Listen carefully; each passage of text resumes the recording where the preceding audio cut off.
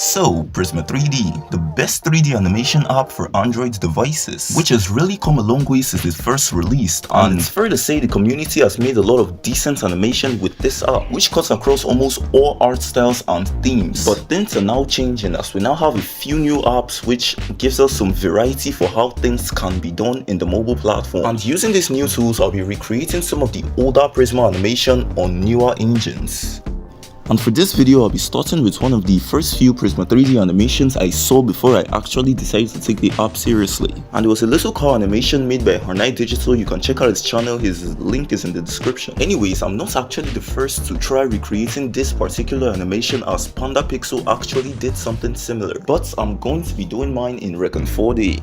After watching the scene again, I realized it wasn't actually an original scene as he made it off a reference. So I took a screenshot of that reference and imported it into Recon 4D. Then I simply went into Google to download some of the textures I was going to need, like the road and some normal maps. Then for the actual road mesh, I just extruded the edge a few times and used this tool to fix the texture. And after that, I created a copy of that road mesh and put a cube in between. And getting this cube to look like sand was one of the hard parts. So the first method I tried was to subdivide the mesh several times, then distort it a little. Then when I actually saw what it was going to look like on a larger scale, I realized that was not the way to go, since adding more polygons would just make it lag. So I decided to try something else, which was a far more basic approach of simple mesh distortion and a normal map. Then I realized it didn't actually look that bad, so I decided to do it on a larger scale for the roadside sand. Then the next thing we had to worry about were the trees. So for this, I just decided to do the same thing I did for the sand but on the sphere instead, which is just randomly selecting some faces and scaling it randomly. And this is what it looked like after adding some color. And to make this better, I just decided to use the same ambience trick I explained in a previous video. And I did lose a few corrupted clips, but all I did was to duplicate the trees and give them some tree trunks and maybe some street lights too.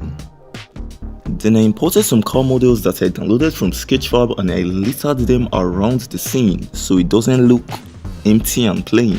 Yet it still looked empty and plain, and that was mostly because there was nothing in the distance, so I decided to just fill it up with fog instead. Then I set the color to brown, or at least something that will match the color of dust. Then after that, I set up a few structures to make it look like they were actually buildings in the fog. And after that, this is what it looked like. Although this is not the vehicle used in the reference, this is what I'm going to be using for this scene. So I just scaled and placed it in the scene to match the scale of everything else and did some basic car animation.